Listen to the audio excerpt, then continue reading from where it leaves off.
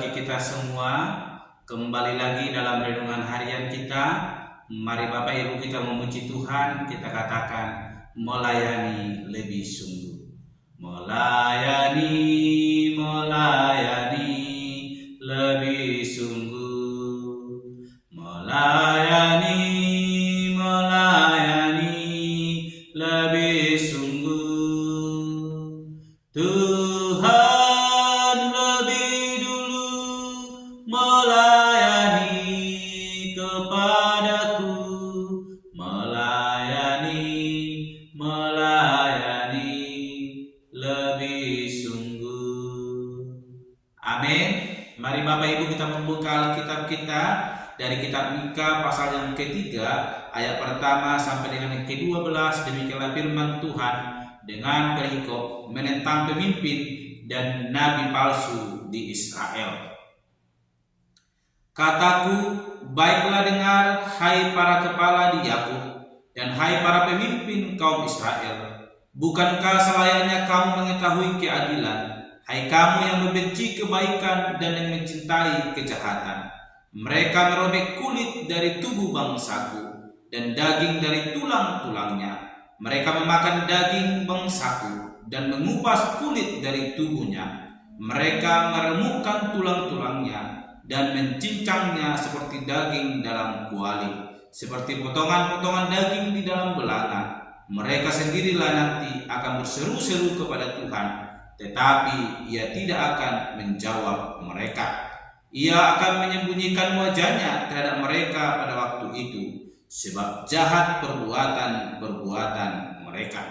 Beginilah firman Tuhan terhadap para nabi yang menyesatkan bangsaku, yang apabila mereka mendapat sesuatu untuk dikunyah, maka mereka menyerukan damai.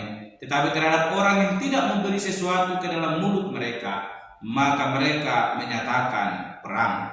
Sebab itu hari akan menjadi malam bagimu tanpa penglihatan, dan menjadi gelap bagimu tanpa tenungan. Matahari akan terbenam bagi para nabi itu, dan hari menjadi hitam suram bagi mereka.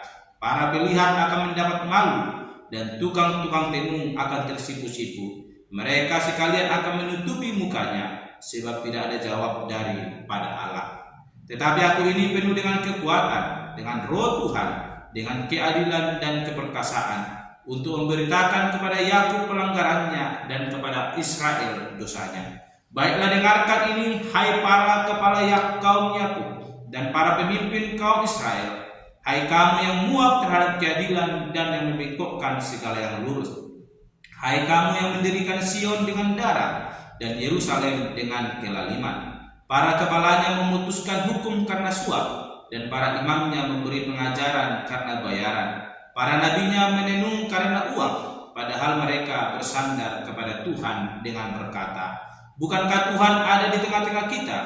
Tidak akan datang malapetaka menimpa kita. Sebab itu, oleh karena kamu, maka Sion akan dibajak seperti ladang, dan Yerusalem akan menjadi timbunan puing, dan gunung bait suci akan menjadi bukit yang berhutan.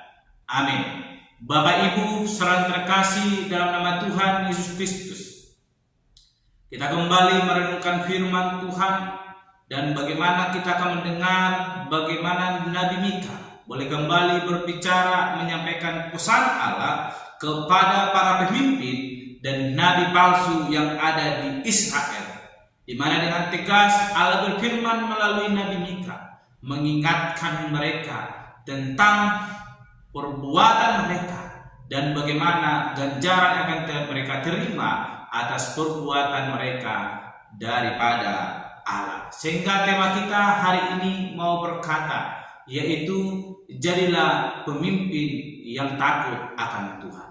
Sekali lagi, jadilah pemimpin yang takut akan Tuhan.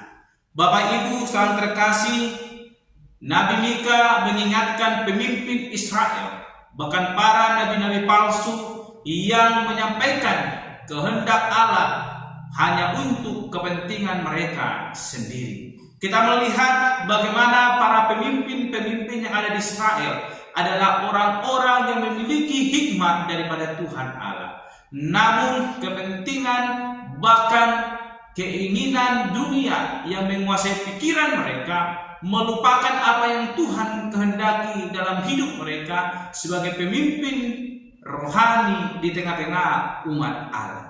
Mereka melakukan kehendak diri sendiri yang menguntungkan diri sendiri, di mana keadilan tidak ditegakkan, keadilan tidak lagi didirikan atau dilakukan. Ketika orang memerlukan suatu kepentingan, sekalipun itu bertentangan dengan kehendak Allah, ketika suak berbicara, para pemimpin dapat melakukan itu dan menutupi keadilan demi memenangkan suatu hal yang tidak benar atau yang tidak dikehendaki oleh Allah. Dan hal ini ditentang keras oleh Allah, sehingga Allah berbicara melalui Nabi Mika, mengingatkan para pemimpin supaya mereka menjadi pemimpin yang sungguh takut akan Tuhan, sebab akan tiba waktunya penghakiman Allah. Orang-orang yang demikian akan menghalangi penghakiman yang daripada Allah.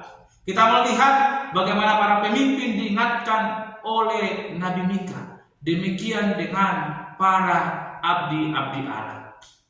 Nabi Mika mengingatkan mereka yang mengaku dirinya sebagai nabi, namun mereka tidak menyampaikan kehendak Allah, sehingga mereka disebut nabi-nabi palsu.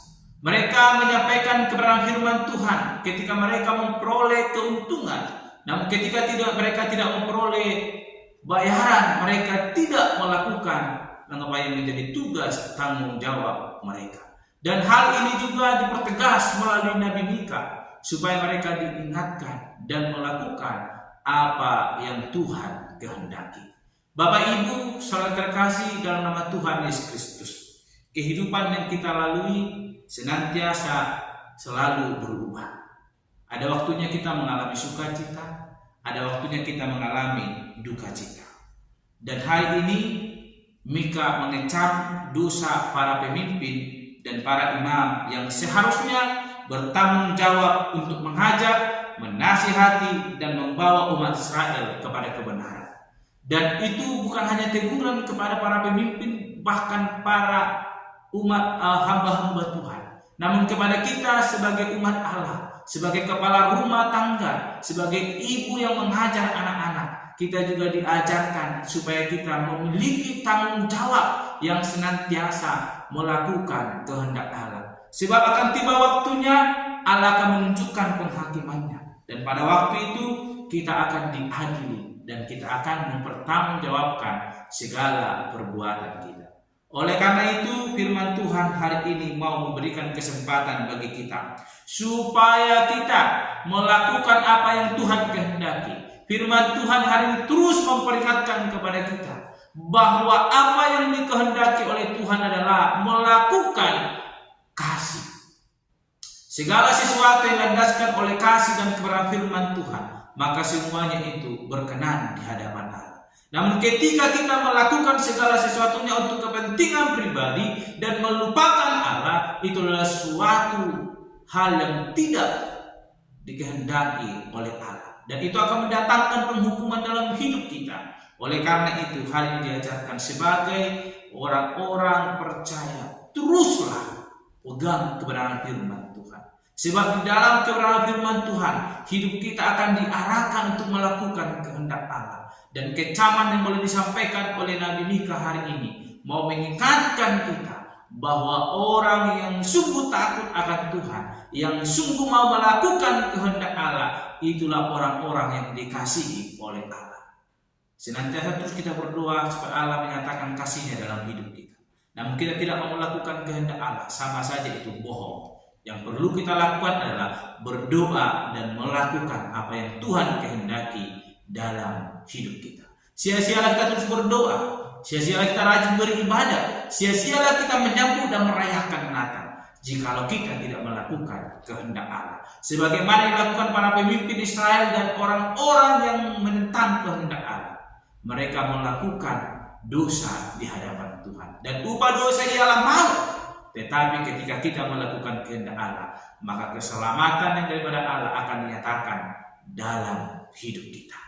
Sebentar lagi kita akan mengakhiri tahun 2025.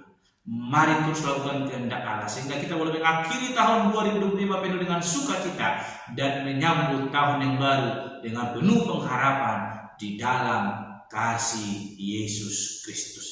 Amin. Mari kita berdoa. Bapa Surgawi, kami kembali bersyukur untuk kebenaran firman Tuhan yang boleh kami renungkan, yang terus mengajarkan kami untuk boleh melakukan kehendak Allah. Tuhan, terima kasih bagaimana Nabi Mika memperingati para pemimpin rohani, bahkan pemimpin-pemimpin di tengah-tengah Israel yang tidak mau melakukan kehendak Tuhan, dan mereka akan mengalami penghukuman daripada Tuhan. Tuhan, ajar kami untuk senantiasa melakukan kehendak-Mu, sehingga kami menjadi orang-orang yang Kau kasihi dan boleh menikmati berkat kasih karunia Tuhan di dalam setiap kehidupan kami. Terpuji termulia Engkau Bapa, di dalam nama Tuhan Kristus kami berdoa dan untuk renungan kami. Haleluya. Amin. Shalom Bapak Ibu, Tuhan Yesus memberkati.